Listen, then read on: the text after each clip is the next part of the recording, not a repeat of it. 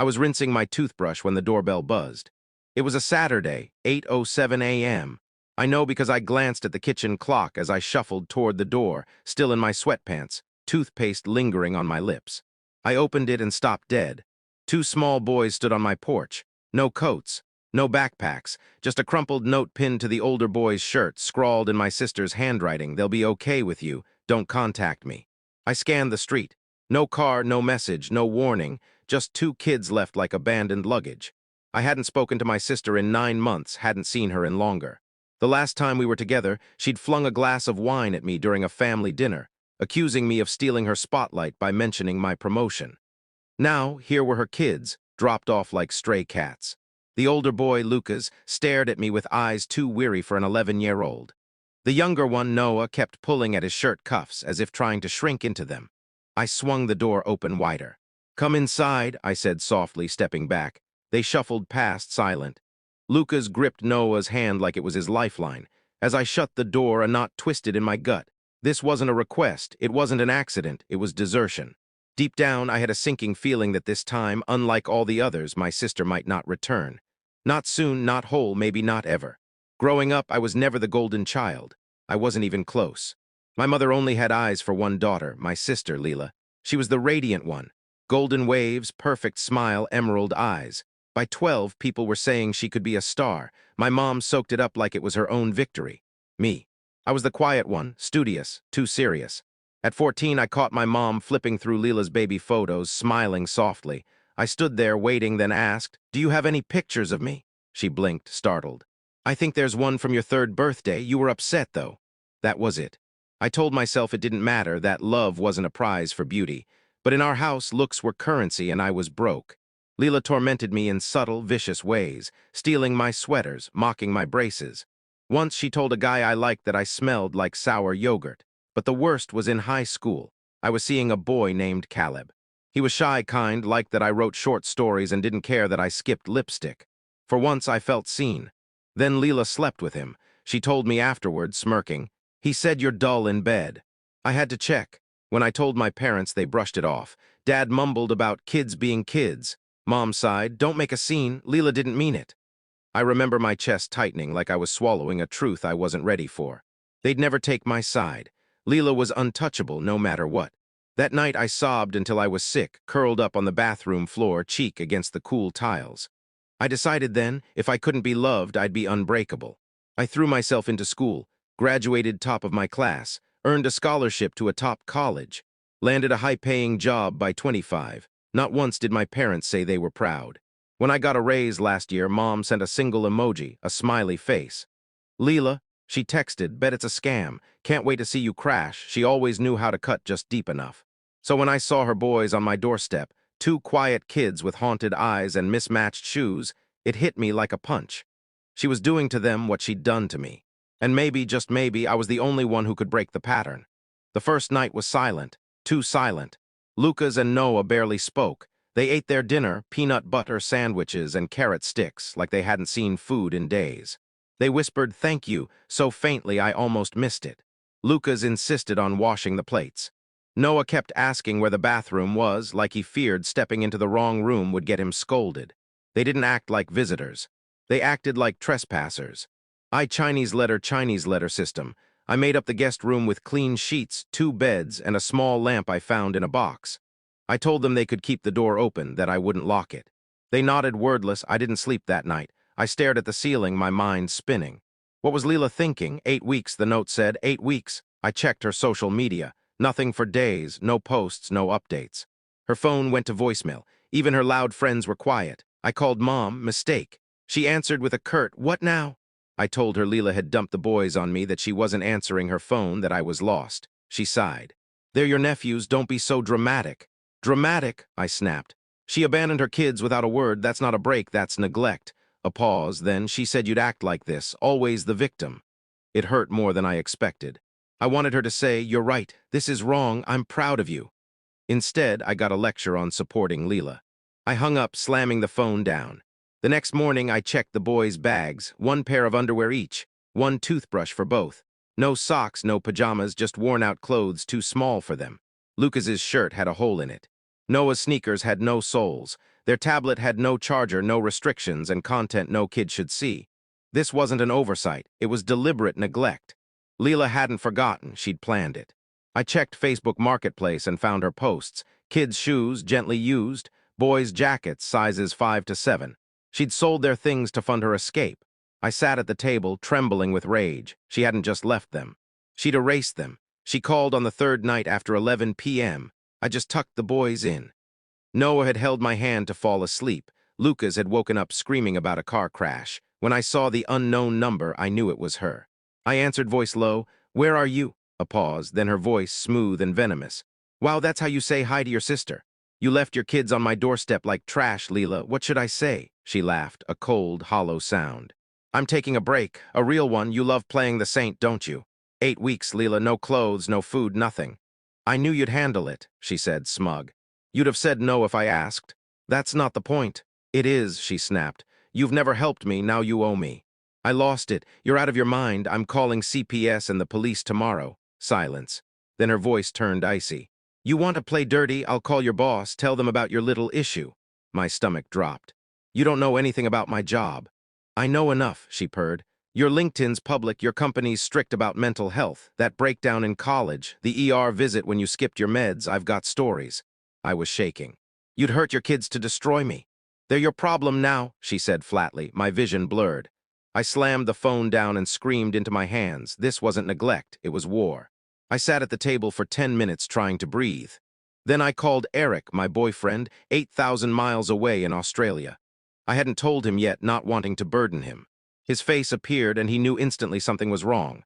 "What's going on?" I broke, spilling everything. The kids, the note, Leela's threats. I cried so hard I could barely speak. He listened, then said, "Record her." "What?" "She's blackmailing you and abandoning her kids. Get her to say it again. Record it, call CPS, get a lawyer." I hesitated, then nodded. He was right. I wasn't just reacting anymore, I was fighting. I tested my phone's recording app a dozen times, checking the laws in my state. One-party consent. Good. I waited until the boys were distracted, playing video games in the living room, their first real laughter in days. I shut myself in my room, took a shaky breath, and called her. She answered on the 5th ring. "Back so soon?" she taunted. "I've been thinking," I said, keeping my voice steady, watching the recording timer. "About what you said, my job. You'd really tell them I'm not taking my meds." "Damn right," she said instantly. "I'll say you're a mess, unfit. I'll use the word unhinged if I feel like it." She laughed, sharp and cruel. "Doesn't even matter if it's true. One whisper and HR will bench you." I stopped the recording and hung up as she ranted. I stared at the file, clear as day. I felt nothing, no victory, just exhaustion. In the living room, Noah was asleep on the couch, game controller in his lap. Lucas was reading the game manual, squinting. He looked up. "Is Mom coming back?" I sat between them, pulling them close. "Not yet, but you're safe here." "I swear." Lucas paused, then whispered, "Did she leave because of us?" My heart broke. I hugged him tighter. "No, sweetheart, it's her, not you." That night, we ordered pepperoni pizza and had a contest to see who could stack the most slices.